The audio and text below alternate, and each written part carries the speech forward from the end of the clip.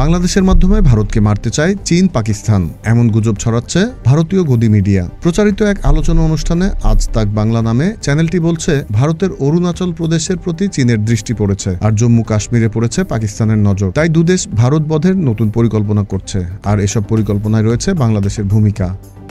চ্যানেলটি গুজব ছড়াচ্ছে যে চীনের সরাসরি উস্কানিতে ভারতের সাথে অনেকটা যুদ্ধের প্রস্তুতি নিচ্ছে বাংলাদেশ। এদেশ থেকে জঙ্গি পাঠিয়ে ভারতকে অস্থিতিশীল করার পরিকল্পনা করা হচ্ছে বলেও অপপ্রচার চালাচ্ছে তারা। মূলত ভারতের দাদাগিরি স্বভাবের কারণে প্রতিটি প্রতিবেশী দেশের সাথে সম্পর্কের অবনতি হয়েছে দেশটির। সম্প্রতি পাকিস্তানের সাথে কাশ্মীর ইস্যুতে যুদ্ধে জড়ায় ভারত। সেই যুদ্ধে বাংলাদেশের কোনো ভূমিকা না থাকলেও গদি মিডিয়া গুজব রটাচ্ছে বাংলাদেশ পাকিস্তানকে সমর্থন করেছে।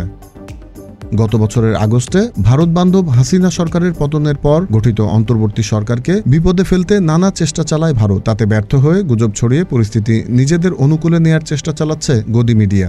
Z news, Dhaka.